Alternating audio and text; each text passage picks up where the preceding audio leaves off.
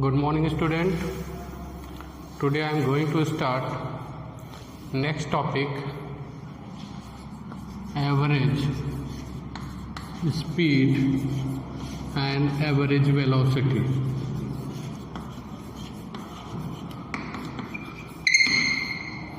In previous period we are discussed about distance and displacement. In this period we are going to learn about average speed and average velocity. First, we are going in detail. Average speed is equal to total distance upon total time. Second one is average velocity is equal to displacement upon time. Okay, it is a scalar quantity.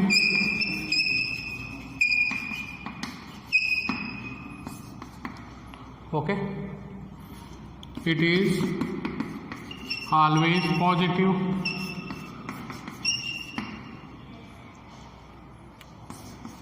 It cannot be zero.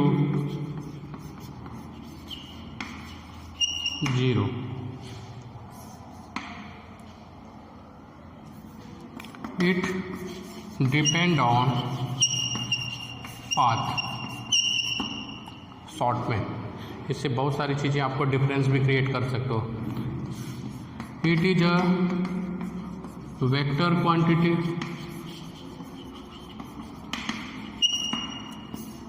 Okay, it can be positive or negative. It can be zero. यानी एक आपको learn होगा, दूसरा आप आराम से कर सकते हो. And last one is it does not depend on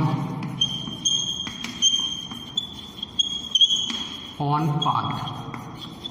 ये पाथ पे डिपेंड करेगा. ये किस पे डिपेंड करता है? It is depend only initial and final position. Okay,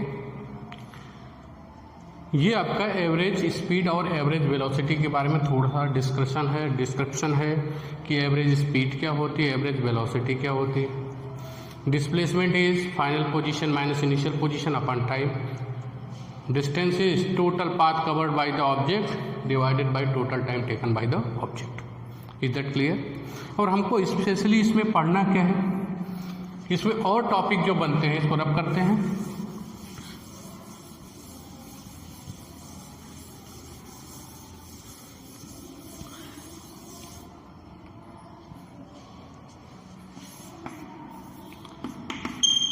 instantaneous speed, instantaneous speed and instantaneous velocity. Short में लिखा है इंस्टेंटेनियस वेलोसिटी. ये क्या होता है इसको भी समझ लो. ये इस पीरियड में नहीं पढ़ेंगे हम, लेकिन आगे पढ़ेंगे नेक्स्ट पीरियड में. इंस्टेंटेनियस स्पीड क्या होती है? जैसे मैं यहाँ से अहमदाबाद की तरफ जा रहा हूँ तो एवरेज क्या होता है? जितना डिस्टेंस कवर किया और जितना टाइम में मैं अहमदाबाद पहुंचा उससे डिवाइड को एवरेज स्पीड मिल गई. बहुत अच्छी बात है. लेकिन इंस्टेंटेनियस स्पीड क्या होता है? जैसे मैं बड़ौदा पहुंचा, अगर कोई पूछे कि जब आप बड़ौदा पहुंचे उस समय कितनी स्पीड थी, जस्ट दिस इज इंस्टेंटेनियस, मतलब किसी पर्टिकुलर टाइम पे. या जैसे मैंने 2 घंटे में यहाँ से अहमदाबाद की तरफ पहुँच गया तो बोल दिया कि आप 1 घंटे 15 मिनट और 2 सेकेंड पे उस समय आपकी स्पीड कितनी थी. This is known as instantaneous speed. Clear और नॉट? इसके लिए delta T time is almost tends to 0, यानी जब बोला जाए उसी समय की. इसको निकालने के लिए क्या बोलते हैं वो आगे हम पढ़ेंगे. v instantaneous equal to dx upon dt, total distance upon time. यानी अगर इसको डेफिनेशन के फॉर्म में देखें, v instantaneous equal to average speed equal to limit delta t tends to 0 delta X upon delta T, किसी particular time के लिए। ये आगे पढ़ेंगे ये कहाँ से आया, इसको हम उसी भाषा में, डिफरेंशिएशन की भाषा में delta D x by D x upon D T बोलते हैं। यानी किसी पर्टिकुलर टाइम पे अगर हम स्पीड निकालते हैं, सेम कंडीशन, उसको हम बोलते हैं इंस्टेंटेनियस, मतलब पर्टिकुलर टाइम पे, तुरंत उसी क्षण। नेक्स्ट है आपका इंस्टेंटेनियस, सेम कंडीशन होता है, सारी चीज़ें सेम होती हैं। किसी पर्टिकुलर टाइम पे ऑब्जेक्ट की वेलोसिटी क्या है वो फाइंड आउट करें, उसको बोलते हैं instantaneous velocity. Is that clear? यहाँ पे डिस्टेंस होता है, यहाँ पे वही क्या होगा, डिस्प्लेसमेंट होगा। Is that clear? ये सारी चीज़ें हमको पढ़ने, लेकिन आज हम सिर्फ पढ़ेंगे average speed and average velocity. चलो आगे चलते हैं, कुछ एग्जांपल्स देखते हैं, समझ में आएगा आपको।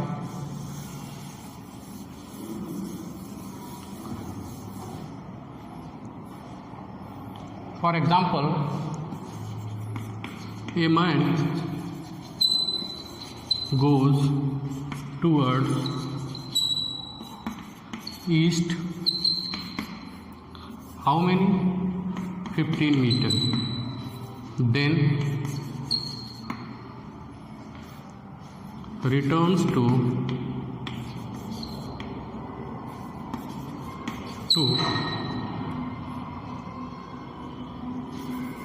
opposite direction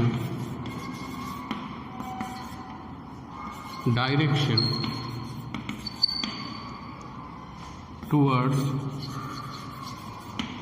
west 20 मीटर। इसमें मान लो टाइम उसका लगा 15 सेकेंड, इसमें लगा बेटा 20 second. A man goes towards east 15 meter, time taken by it is 15 second, then returns to opposite direction, east में गया, फिर उसी डायरेक्शन में कितना 20 मीटर टुवर्ड्स वेस्ट की तरफ। यानी ये मान लो इसका इनिशियल पॉइंट है आपका, यहाँ से वो कितना गया बेटा 15 मीटर, यहाँ पे पहुँचा, फिर रिटर्न होके कहाँ पे है, ये डिस्टेंस है आपका 20 मीटर। This time is 15 second, this one is suppose 20 second. We have to find what is average speed and average velocity. जब भी आपको एवरेज स्पीड फाइंड आउट करना होगा बेटा, टोटल डिस्टेंस कितना हो जाएगा 15 plus 20। Is that clear? For example मैं बता रहा हूँ, टोटल टाइम कितना लगा आपका 15 और 20,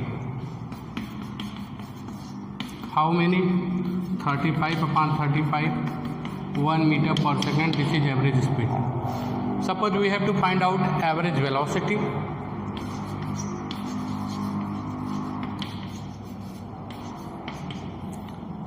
it is displacement upon time. Displacement कितना होगा, this is initial position and this is final position. तो किस पाथ से गया है, कैसे, क्या, हमको उससे कुछ लेना देना नहीं है। इनिशियली कहाँ था, फाइनली कहाँ है। इनिशियली कहाँ पे है, सपोज 0 पे है, फाइनली कहाँ पे आया उसने, नेगेटिव डायरेक्शन में। क्लियर और not? Final position minus initial position. Final position क्या है आपका नेगेटिव में, तो ये क्या हो जाएगा आपका -5। क्लियर और not? Suppose this is origin, क्योंकि velocity is a vector quantity, तो क्या हो जाएगा -5 upon 15 plus 20। Is that clear? -5 upon 35 -1 upon 7 metre पर सेकेंड। क्योंकि वेलोसिटी क्या होती है, नेगेटिव भी हो सकती है, या आप लिख सकते हो फाइनल पोजीशन, और ये क्या है आपका इनिशियल पोजीशन। फाइनल पोजीशन क्या है, ये मान लो ओरिजिन है बेटा, तो -20 है, सॉरी फाइनल पोजीशन आपका क्या है -5 होगा, 0 से इधर क्या होगा -5। Is that clear? -5 upon 15 plus 20 -1 बच। या सपोज दूसरे एग्जांपल में कोई ऑब्जेक्ट ए से बी तक गया, ईस्ट, यहाँ से ओरिजिन से ईस्ट की तरफ गया, मान लो 10 मीटर, ये आपका 2 सेकेंड में, फिर उसके बाद रिटर्न होके 5 मीटर आया फ्रॉम ईस्ट टू वेस्ट, वो कितने में आया 1 सेकेंड में। तो अगर आपको कोई पूछेगा कि एवरेज स्पीड कितनी हो जाएगी, टोटल डिस्टेंस 15, टोटल टाइम 2 + 1 कितना हो जाएगा 5 मीटर पर सेकेंड। अगर एवरेज वेलोसिटी कोई पूछेगा तो कितना होगा अब ये इनिशियल पोजीशन फाइनल यहाँ आया, इनिशियल फाइनल के बीच की डिस्टेंस कितनी है 5 मीटर, 5 अपान टोटल टाइम कितना हो जाएगा 3 मीटर पर सेकेंड। ओके, समझा कुछ कॉन्सेप्ट इसमें? एवरेज स्पीड क्या होती है, एवरेज वेलोसिटी क्या होती है। माइनस क्यों लिया, क्योंकि ओरिजिन से मैंने चला था, इधर मान लो प्लस है तो इधर इसके इधर क्या मानना पड़ेगा हमको, माइनस, अपोजिट डायरेक्शन। यहाँ पे कहोगे सर माइनस क्यों नहीं लिया, क्योंकि ये अगर ओ को क्रॉस करता तब हमको क्या लेना पड़ता, displacement minus. Is that clear? इस तरह से हम फाइंड आउट कर सकते हैं average speed and average velocity. और बहुत सारे एग्जाम्पल जो पूछे जाते हैं, न्यूमेरिकल पूछे जाते हैं आपके बोर्ड के एग्ज़ाम में, आपके कॉम्पिटिटिव एग्जाम्स में, it is related to average speed. Generally average speed पे ज़्यादा से ज़्यादा क्वेश्चंस बनते हैं। Is that clear? Next example की तरफ चलते हैं, हम उसको समझने की कोशिश करेंगे।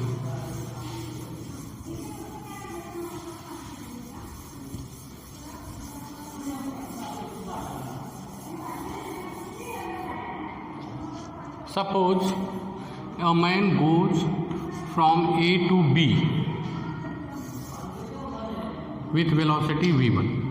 कोई आदमी A से B तक जा रहा है with velocity v1, फिर B से लौट के फिर A पे ही आ जा रहा है, अगेन जहाँ से चला था वहीं पे with velocity कितना v2। This is v2, this is v1। Question आ जाएगा find average speed and average velocity. तो कैसे टैकल करोगे? हम जानते हैं एवरेज स्पीड इक्वल टू क्या होता है,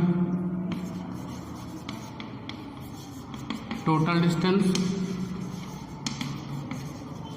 अपान टोटल टाइम। अब कहोगे सर ये कैसे सॉल्व होगा, ये तो होगा ही नहीं, न तो इसमें डिस्टेंस दिया है न तो टाइम दिया है।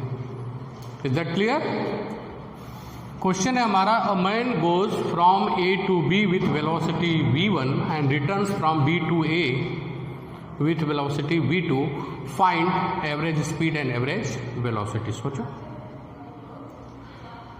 तो होगा क्या, हम ये मान सकते हैं क्या बेटा, ए से बी की डिस्टेंस कितनी है बेटा d, क्योंकि ये भी d तो उतना ही लौटा है, तो ये भी कितना हो जाएगा d। Is that clear? तो टोटल डिस्टेंस कितना हो जाएगा,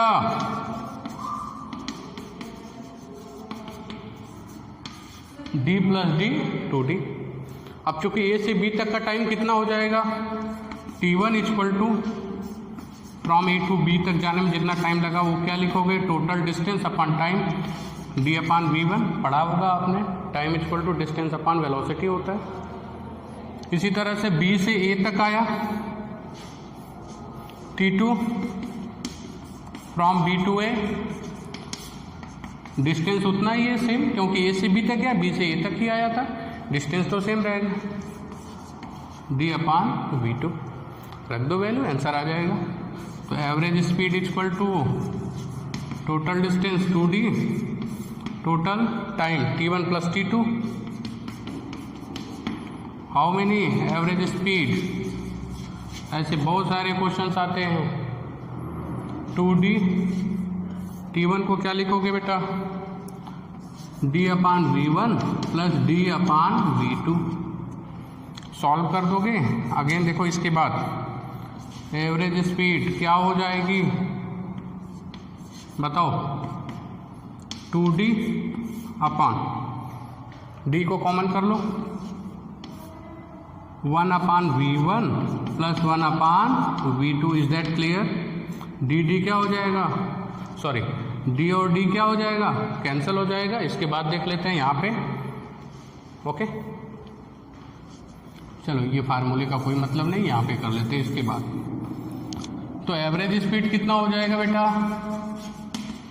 एवरेज स्पीड, बहुत मज़े के साथ पढ़ो, बहुत आराम के साथ सब समझ में आएगा। जो टॉपिक मैं कवर करा रहा हूँ उसको आराम से पढ़ते जाओगे, क्लियर होता जाएगा, एक भी टॉपिक नहीं छोड़ूंगा।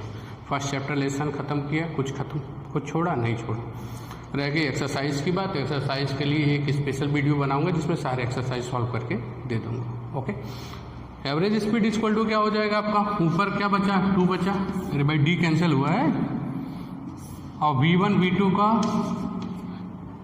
एलसीएम V1 V2 हो जाएगा, यहाँ पे हो जाएगा V2 प्लस V1, इसको उल्टा लेके जाओगे तो एवरेज स्पीड कितना हो जाएगा आपका 2V1 V2 upon V1 plus V2, this is average speed.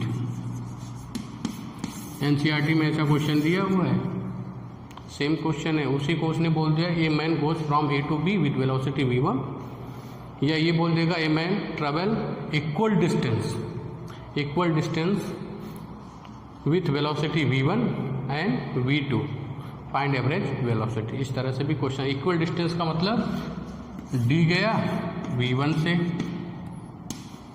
फिर अगला वाला जो इक्वल डिस्टेंस जो था, सेम डिस्टेंस D जो है वो कितने से जा रहा है V2 से,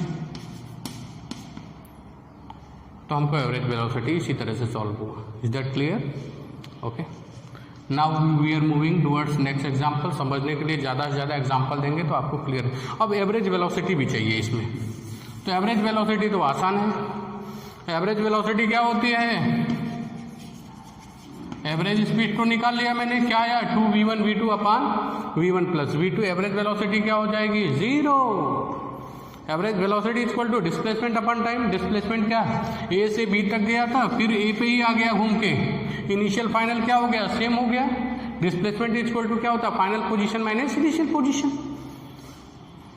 0 अपॉन टोटल टाइम कुछ भी हो, हमसे उससे मतलब नहीं है, कितना हो जाएगा? 0। Is that clear? Now we are moving towards next example. इसके बाद आगे चलते हैं नेक्स्ट एग्जाम्पल की तरफ। ज़्यादा से ज़्यादा man covers half distance with speed v and remaining half with speed V1 and V2 for equal time interval. Find average speed of man. हमको एवरेज स्पीड निकालना है। कभी भी ऐसा क्वेश्चन आ जाएगा कि अब कंफ्यूजिंग है इसमें, ये आपका एनसीईआरटी का एग्जाम्पल भी है। ओके, और कॉम्पिटिटिव एग्जाम में भी कभी कभी आया है ऐसे क्वेश्चन, बस V1 V2 की जगह पे कुछ वेलोसिटीज दे देगा, यहाँ पे कुछ वेलोसिटीज दे देगा। तो एक आदमी है, a man covers half distance, half मतलब मान लो ये ए से चला बी तक, इसमें उसने v वेलोसिटी से ट्रेवल किया, ये हाफ है।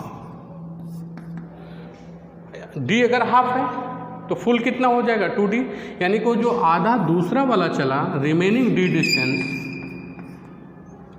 थोड़ा और बड़ा कर लेते हैं, दिखना चाहिए कि बराबर है। उसमें 2 वेलोसिटीज से चला उसने, v1 से चला कितने समय के लिए? t1 के लिए, t के लिए। Remaining half with speed v1 and v2 for equal time interval, t के लिए चला, और दूसरी वेलोसिटी उसने चला v2 से कितने से? t टाइम के लिए, इक्वल। यानी दो, इस आधे डिस्टेंस को उसने 2 भाग में कवर किया, टाइम सेम रखा लेकिन वेलोसिटी वेरी किया। इस आधे डिस्टेंस को उसने कवर किया टाइम t के लिए, मान लो 2 मिनट्स के लिए v1 से और 2 मिनट्स के लिए v2 से, टाइम भी नहीं दे रखा है, तो हमको एवरेज वेलोसिटी निकालना है। Is that clear? अब एवरेज वेलोसिटी हमने जाना है total distance upon total time. अब टोटल टाइम करना है तो हम क्या कर सकते हैं, देखना बेटा, ये टाइम हमको पता है नहीं, तो पहले क्या होना चाहिए, हमको ये टाइम निकालेंगे t equal to t1 equal to क्या हो जाएगा? डिस्टेंस अपॉन वेलोसिटी, यानी यहाँ से यहाँ तक का टाइम हमको मिल गया। कहाँ से कहाँ तक का? a से b तक का जो आधा है, और b से c तक का आधा है, वो उसने 2 भाग में उसने ट्रेवल किया है, लेकिन टाइम इंटरवल क्या है? इक्वल है, t और t है, यानी यहाँ पे टोटल टाइम कितना है बेटा? 2t। देख लो, ये t और t 2 इक्वल इंटरवल में, यानी t plus t, how many? 2t। लेकिन अगर t मिल जाए तो हमारा काम बन जाए, क्योंकि हम जानते हैं एवरेज स्पीड इक्वल टू क्या हो जाएगा?